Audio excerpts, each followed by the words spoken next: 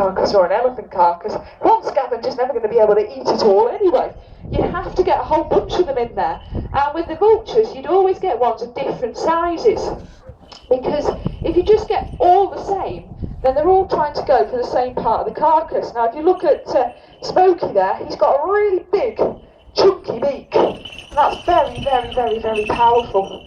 And what that beak is designed to do is designed to rip through all the tough parts of the carcass. That was some lovely flying, Terry. I'm sorry, I'm ignoring you because I'm talking about Smokey. You didn't quite manage to land it though, did you? You did manage to fall off my glove when you came in. They're not the most elegant creatures, I have to admit, the vultures. Go on, you're supposed to go after that as well. Bit of an argument going on there. But yeah, you can see that Smokey there has got a very, very big, tough beak. Whereas if you look at Terry, you'll notice that he's got a very, very thin, narrow beak. Margot's got something in between, so they wouldn't be trying to eat the same bits of the carcass. And that means there's enough to go around. It also means that between them, they can clean up extremely well. I just can't get rid of you today. You're like a little shadow. You're supposed to do a little bit of playing, Smokes. You're not just supposed to walk around and try and steal food from me. Go get that. There we go. You actually put your wings out and demonstrate that you do have wings. There we go. Finally, we got him in the air. I was beginning to think I was never going to get him to take off.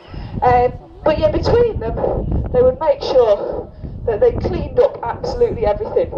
And that is what prevents the spread of disease. Because if we didn't have vultures like this around the place, then you would just end up with literally a very messy world. Just nothing would get tidied up. Of course, you're probably thinking, well, we don't have vultures in this country. We don't, because it's too cold. We do have something that does the same job, though. We've got the crow family.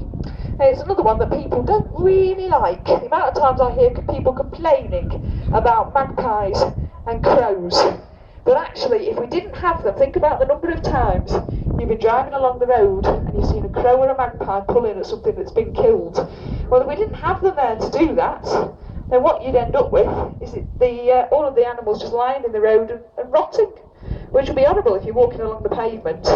You'd have quite a stench that you were trying to walk past.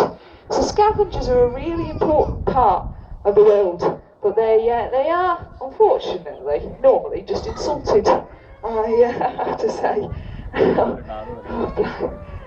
Keeping up with Smokey sometimes can be extremely tricky. I'll see if I can get Smokey back in his box, because I think you're just going to pester all of us until you manage to steal all of the food, Smokes. Go on.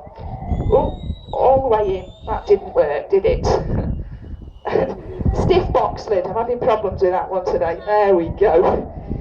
Because otherwise he's tall enough that he can actually get his head in my pocket. And meanwhile, I've got Margot who's doing some lovely flying. What is it with the vultures? As soon as I look at them, they start flying. When I stop paying attention to them, they immediately go and start showing off. Good girl. That was lovely, Margot. Now that is very much what they're designed to do. They're designed to get up in the air and soar. Now these would actually have a little bit of a problem with that. So they'd still get up and soar. That is still how they'd find their food.